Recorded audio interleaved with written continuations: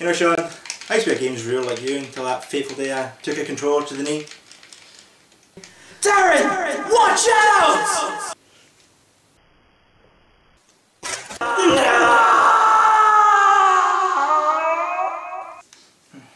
Dude, that never happened.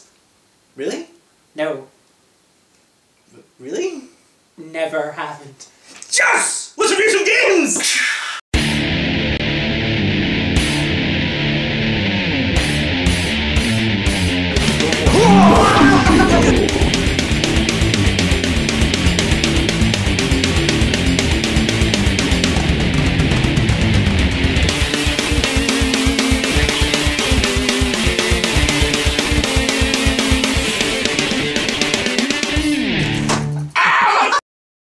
Hello, welcome to Queens of the Bone Age and our off-the-lead review of Skyrim on the PS3, Xbox 360 and PC. For those of you who don't know, Skyrim is a big game. It's large. It's freakishly large. It's as if the good folks back at Bethesda thought, hey baby, you're not big enough for me. Come back to my place. I'm gonna feed you right up. And then they just stuffed her with cakes and bacon and marzipan and it just stuffed it all in. But you know what? It's all good stuff that's in there. It's like, it's big, but you can still love it. It's got love handles, and those love handles, it's more cushion for that there pushing. Skyrim is the fifth in the Elder Scrolls series. If you don't know what the Elder Scrolls games are, they're massive RPGs by the awesome company Bethesda, who have made many RPGs before. Gradually increasing in size RPGs, I should point out as well, because like Arena was no small game when it first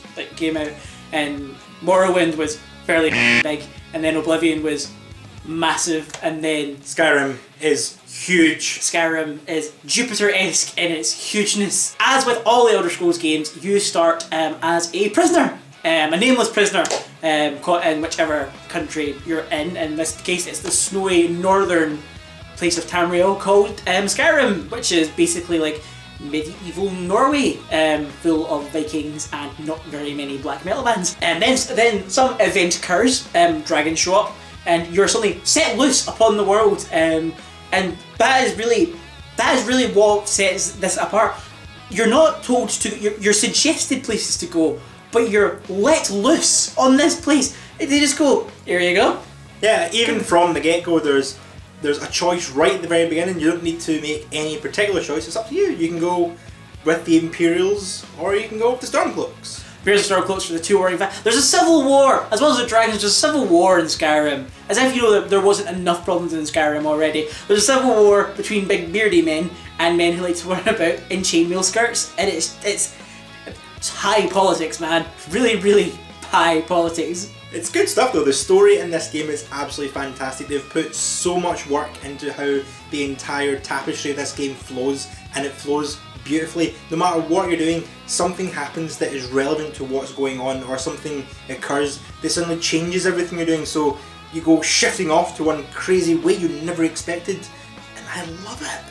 It's like exploration is big in this game. If you like yourself some linear Call of Duty style games, you're not gonna like this game, because literally the baby belt is off, your training wheels are gone. It's like, here is a massive 360 degrees plane. It's the least linear game I have ever played. And I play a lot of non-linear. I play stuff like Eve and like Deus Ex and stuff like that. Stuff where it's expansive and non-linear. This is just, there's no linearity to this game whatsoever. It's a huge tangled mess of strings of gaming DNA all put together, and the main quest itself, like the main going on storyline, is amazing. It's the most engaging of the Elder Scrolls main stories. I remember back in Oblivion, it was exciting for the first couple of quests, like when you had to find Martin and you had to join the Blades and stuff like that. Then kind of midway, when you start getting to the Oblivion Gates, things start to kind of fall apart. You start to kind of lose your way and lose interest in it.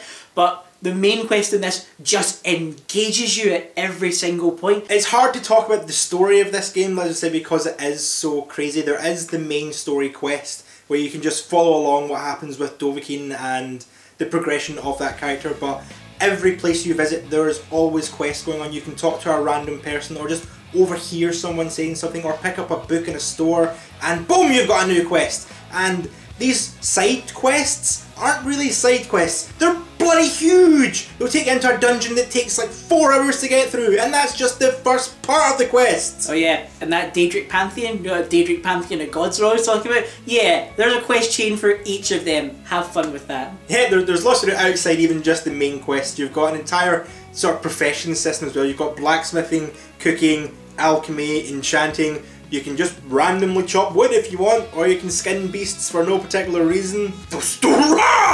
Speaking of, we should probably talk about the dragon ships. Yes. Being this prisoner, this random prisoner guy, you also happen to be Dovahkiin. Dovahkiin! Which is essentially man with dragon blood. Dragonborn! Which means when you kill dragons, you absorb their souls. Thus being able to learn the language of dragons and speak their words of power. Which allow you to do various things, whether it be forcefully pushing back people with your voice, making you run very fast for a short period of time, summoning snow from the sky, or clearing the skies, or breathing dragon flame, or poisoning your enemies so they slowly die. Darren, your thumb is strong. The thumb is strong with me. Your thumb is very strong. With the dragon suits are essentially a third tier of like combat in the game. The combat has been really nicely refined from the other Elder Scrolls games. Like you can essentially the control system, at least for the consoles, the control system is one shoulder button controls this hand and the other shoulder button controls that hand. It's amazing how adaptive that is, because you can literally stick any combination of anything in your hand. Although strangely, shields are always used as if you're right-handed. I think that's a little bit racist, but I'm right-handed myself. You crazy lefties, you're almost as bad as people who invert their axi. But yeah, so you can wield a sword in this hand and use like magic in that hand, magic in both hands, 2 swords, 2 knives, 2 axes, double-handed. There's the combinations, and then you've got the dragon ships on top of it. And I just like the idea of defeating an enemy just by shouting at them. I'd be an amazing Dragonborn! I'd just be like, get them! But the sheer possibilities in this game are endless. You can go along doing all the big epic quests, and you can just be awesome as Sean and I are doing, or you can do as other people we have read about have been doing, such as just staying in the starting village, not even getting involved with the main quest stories. Just, yeah, there's an inn, I'm going to rent a room, I'm going to get a bow and arrow and just hunt deer and sell the skins forever. And then you've got the other crazy people who go, you know what, I want to be a really badass archer, I want to be the most awesome archer in the entirety of Skyrim, so I'm going to level my bows, I'm going to craft one to legendary status, I'm going to level every ability that has anything to do with plus damage, I'm going to enchant all my items to have plus bow damage, and then you can take down that dragon with 1 arrow! It's so good, it's really hard to talk about it in some ways because it is so expansive. I can only really talk about what I've experienced, and what I've experienced is in no way similar to Sean's, which is in no way similar to Dave's. And that's the thing, your experience of Skyrim will be completely different from our experiences. There may be like overlaps in places, like the main story quest, yeah, or like the time room in Heroes Hotel in Heroes. That's awesome. No, but there will be overlaps, but your experience will be fundamentally different, and that's why Skyrim is fantastic. It's not perfect because it is so large. There's sometimes excessive loading. There's there's bugs on each version. Strangely, there are different bugs for each version of the game. Maybe Bethesda were just like, oh, fuck with some people. But seriously, it doesn't diminish your enjoyment. It's not perfect, but it does not diminish your enjoyment of Skyrim. Skyrim is an experience, and you should go and experience it. I'm going to give Skyrim 9 out of 10. Pure reason is that it is amazing. It is a fantastic game. I've not had a game hold my attention like this since like Mass Effect 2. It really holds my attention in that scope. Admittedly, when we hit March and Mass Effect 3 comes out, I'll probably forget Skyrim for a while because, you know, it's a country, universe. But no, Skyrim is just amazing. It's buggy, and sometimes it can be slightly infuriating with its bugginess, and sometimes there is major slowdown and they're fixing that and blah blah blah. But it is amazing. You should go out and you should buy Skyrim, and you too can be Dragonborn just like Darren and his strong thumb. I also am going to give Skyrim 9 out of 10. This is my first experience of the Elder Scrolls series, and it has utterly endeared me to it.